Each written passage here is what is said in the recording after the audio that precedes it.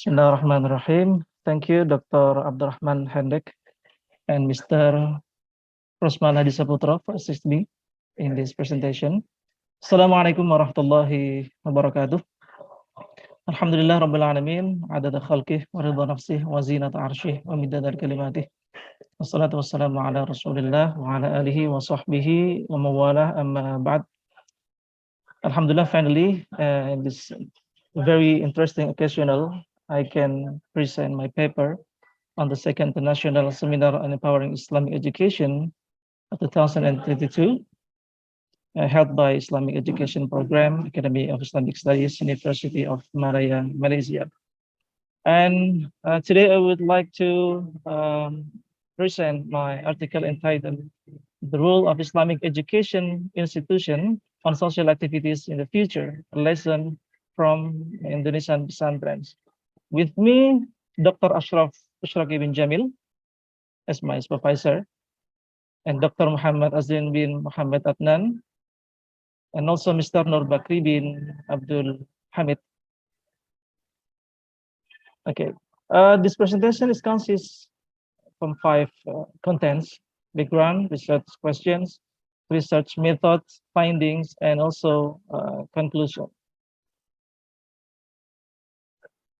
Okay, background. Pesantren is an Indonesian social and educational institution that exists long before other modern educational institutions were established. In Indonesia, modern European-style education was introduced during the colonial period, especially when the Dutch East Indian government controlled the archipelago for a long period of time, from the early of 17th century to the mid-20th century. And Pesantren, along with the growth and development of modern educational institutions, until now are still alternative educational, and some of which still retain their traditional characteristic, while others have been modernized and integrated with modern education systems and policies. By April 2022, according to the Ministry of Religious Affairs, there are 26,975 pesantren in Indonesia, and these pesantren collectively educate 2.65 million students. It's a big number. The institution is very closely related to the surrounding environment, which is often a place for implementation, and it is rapidly developing in rural areas. In fact, according to the data from the Ministry of Religious Affairs, or MORA, 75% of pesantren is established in rural areas. And in Indonesia, pesantren take various forms in terms of size and capacity, the religious affiliation, and socio-political vision. First, when using the division made by Zamakhshari Dhafir, he is a scholar from Indonesia and completed his doctorate degree in Australian University, there are at least 3 pesantren criteria in terms of capacity. The first criteria is pesantren who has more than 2,000 students. It's a big pesantren. Second criteria is pesantren between 1,000 and 2,000 students. It's a middle pesantren. And the last one is the pesantren who has below than 1,000 students. And today I would like to present the third type, the pesantren who has below 1,000 students. Second, along with the existence and strengthening of religious organization in Indonesia, which also encourage the development of pesantren, pesantren can be divided into several types. Pesantren which are affiliated to Islamic organizations such as Muhammadiyah, Nahdlatul Ulama, Persatuan Islam or PERSIS, Al-Irsyad Al-Islamiyah, and so on. And pesantren that are affiliated with mass organization usually have a mission, vision, character, and teaching style that are in accordance with this mass organization. Meanwhile, currently, there are also developing pesantren which are not affiliated with any non-mass organization in Indonesia. Third, The socio-political vision of Pesantren is the other side that can be revealed here. Although the core function of Pesantren is education, its expansion and role in society is sometimes more than that. For certain Pesantren, the social vision is built in line with the need of the Pesantren itself and the community around the Pesantren. From an economic perspective, for instance, some modern Pesantren have begun to develop themselves by establishing economic centers that involve many parties, namely students, the surrounding community, as well as businessmen and the government. Of course, the division of the type or character of Pesantren as above is not understood rigidly because sometimes there is an intersection of this classification. And today, the function and rules of Pesantren have brought about significant social and cultural changes in society. In addition to their role as educational institutions, many Pesantren have also diversified their programs by establishing productive centers and institutions with the vision of profit centers to build and strengthen social and economic roles, such as the establishment of cooperative, Betul Motanwil, trade, agriculture, plantation, livestock, and so on. Based on the previous data, Pesantren further can be called a social community that is quite dominant in regulating the life order of its people in the face of life so that it can provide direction and guidance. Indirectly, the function of religious education in Pesantren also affect the religious level of the surrounding community. Secondly, the management of Pesantren, which is centralistic, is under the control of the Kiai, which means that all policies, curriculum system, managerial, and culture are practiced based on Kiai's recommendation and orders. This will bring up the third aspect, namely the Pesantren's activities in spreading its function within the established village community. My research question just once, what is the engagement of Pesantren on social activities in rural areas in the future? This is a case study, a qualitative, and I confirm several informants with the several criteria. First is 5 students because it's this Pesantren is very has a small number of santri or students. 5 students who live in a dormitory aged from 10 to 18, 3 teachers who live in Pesantren from 5 to 10 years, 2 administrative staff, and 5 people or residents who live around the Pesantren Bina Insani Muhyiddin, Special Region Yogyakarta, Indonesia. Finding. This is I show the data from the Ministry of Affairs, the top 10 biggest pesantren in Indonesia. West Java is the biggest number.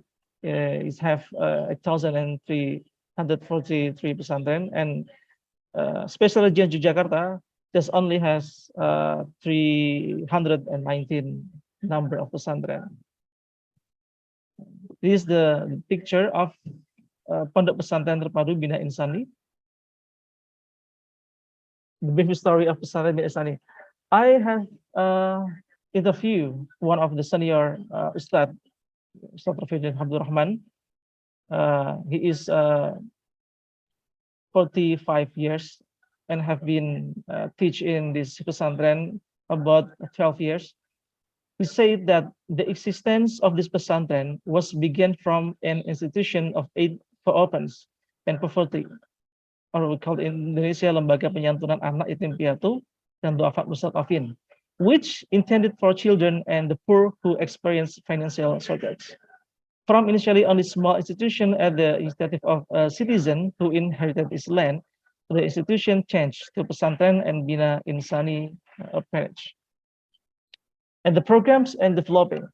The Pesantren itself, since it's established, just only have 2 programs, formal education and non-formal education. Formal education is kindergarten, primary school, secondary school, and high school. And non-formal education is Quranic education, dinia, and developing of skills. And then after the 10 years, it's developed from formal education and non-formal education to developing activities or social activities in economy, animal husbandry, fishing, farming, and also developing activities in charity and health. Yeah. The future contribution of Pesantren Bina Insani. Kiai Teguh, he is head of Pesantren Bina Insani, or we call in Indonesia Kiai. He stated that several issues and normative steps related to pesantren and community empowerment, particularly in poverty alleviation project, can be conducted. He said, first, pesantren can actually increase the humanitarian spirit. The problems of simplicity, sincerity, egalitarian concept, mutual help are not only practiced in their own environment, but can also be carried by the family of the pesantren institution. Second, Kiai and pesantren caregivers must be able to play a dual role, not only as role models and mentor for students, but also role model and mention for surrounding community. The third, there's need to inflame the spirit of sincerity by not being too dazzled by material or financial lure that could distort the idealism of the pesantrens. Fourth, restore the non-partisan spirit in serving the community. The involvement of many Kiai in practical politics has not only created polarization among the Kiai, but has also reduced the enthusiasm to help the local community itself. Fifth, the need to increase knowledge about microeconomics or capitalism, which also causes poverty in the community due to weak pro-people economic policies. Thus, Kiai and their institution and network can provide alternative for empowering local communities who are victims of the policy. And finally, there is a need for critical awareness so that pesantren can take advantage of their potential, including the ability of pesantren in managing charitable assets from communities such as zakat, infak, sedekah, and wakaf as well. Regarding contribution in the economic field, Kiai Teguh said that not all provide material, but also in the form of training.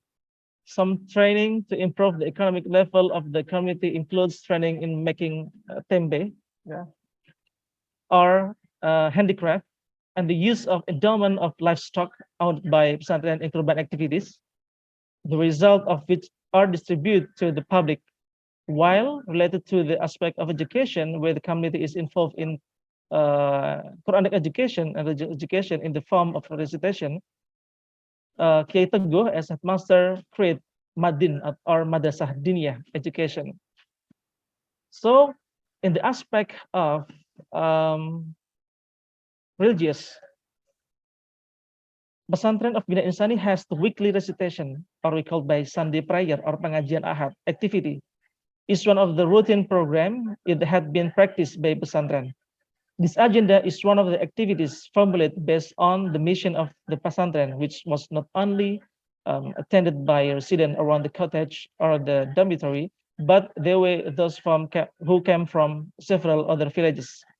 The recitation participant came not only individually, but many of them came in group using buses or private vehicles, cars and motorbikes. They came not only intending to listen the content of the recitation material delivered by the ustad, but also to donate some food and some money. After the end of the prayer, proceed with pesantren have free medication that can be enjoyed by all residents and all participants of recitation. This free medication serves all residents who wish to have their health checked. The activity was practiced in the yard of the Kiai's house. The patients who register are not only from the elder segment, but also from children and adults. Patients will be treated by health workers in accordance with the complaint they experienced and given medication. In the registration section, there are several students from Bina Insani Pesantren who will assist the registration process. Prospective applicants will have record identity such as name, age, address, and compliance experience. After registering, will be given a queue number and treatment card for new registrants. With the pattern use, the Bina Insani Pesantren, at least in the eyes of the residents and also the community, has shown a social responsibility that is in accordance with its capabilities. The limitation of pesantren in terms of economic strength are balanced with a strong enough commitment to remain able to integrate with community in religious aspect and also in charity or healthy aspect. Conclusion. Leadership of Kiai, social loyalty and function practice in Bina Islam Pesantren illustrate ways in which social activities for community is being developed. On the other hand, in the one hand, there is vision and mission of Pesantren is acceptable to the society. Pesantren as an educational institution does not only have an influence on the academic aspect, but more than that, it is able to contribute to the social field. On the other hand, the Bina Islam Pesantren also has a significant influence on community activities, thus giving a characteristic that the people who live around the Pesantren are the people who are lucky because they get many benefits from the existence of Pesantren. Before I close my presentation, here I will show you the social contribution of Indonesian Pesantren beside academic contributions. Based the data on the Ministry of Religious Affairs, we can see by 2022, there are some contribution. The first, from maritime aspect, agribusiness or agriculture, vocational, microbank, MKM, academy syariah, farming, plantations, technology, healthy, sport, and also art and culture, and so on. So by this fact, I assume that I do believe that pesantren in the future has to contribute not only in the education aspect, but also more broadly in another contributions. Thank you very much. I think it's enough for 30 minutes. Assalamualaikum warahmatullahi wabarakatuh.